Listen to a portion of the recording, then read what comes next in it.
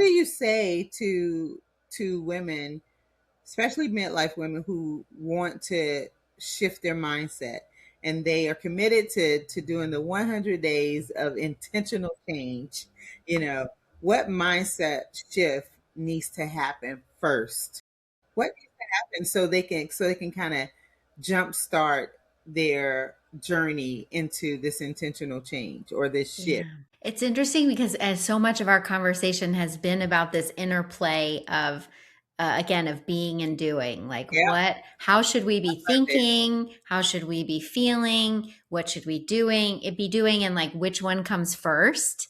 And, what comes to mind is, whether it's working through my journals for 100 days or just saying, I'm going to get started, right?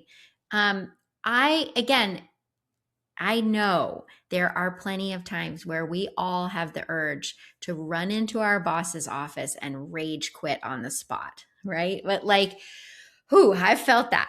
But that's not the way forward with sustainable change. And it's just not good in so many ways for us, for our bank account, for our bodies, for our families, right? So for someone who wants to get started, it's both a mindset and an action, I think.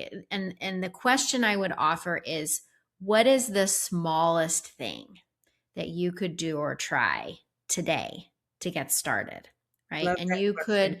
you could add in not just what is the smallest, but maybe what is the fastest, maybe Mm-hmm. what is the cheapest, right? Mm-hmm. The lightest weight baby step that you can start with today to get going. Knowing that when you take a step, you learn something, first of all, right? Mm-hmm. So let's just make this really practical. Let's say someone is like, okay, Ashley said my first step should be pausing to reflect and be honest. So I'm going to take, what's the fastest, smallest, cheapest thing I could do? I'm going to take 5 minutes with my cup of coffee and I'm going to journal. I'm just going to free associate and see what comes up, right? Okay, so you did that.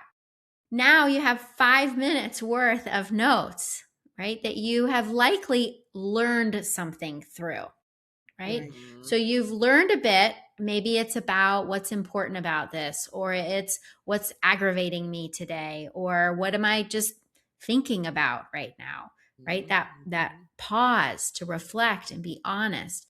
So not only have you learned something by doing that really small action, but you've actually started to shift your mindset, right? Because you've said, wait a minute, I did that one time. I bet I could do it again, right? Right. And so then maybe the next day you're like, you know what? I really enjoyed that.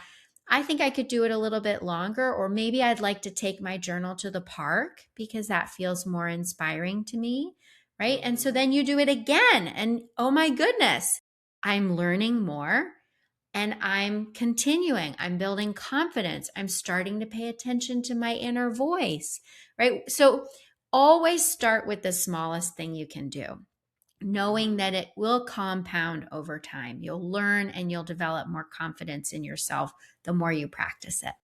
Mm-hmm. The smallest, the cheapest, the fastest, that Yeah. one thing, whatever hits you the most in that smallest. I love that. I love I that. like the smallest I one, love it. especially. I mean, Yeah. they're all good, but because sometimes when people have big ideas and big goals, they get overwhelmed. Yeah. And when they get overwhelmed, then they get paralyzed. That's And then they don't do anything that's right. because they think it's so big. Mm-hmm. So if you start in the direction, as you're saying, with just something tiny where you can at least feel like you're getting started, Yeah. then it will build the momentum, Yeah. right? That Yeah. you're trying Yeah. to get to in to Yeah. move in that direction.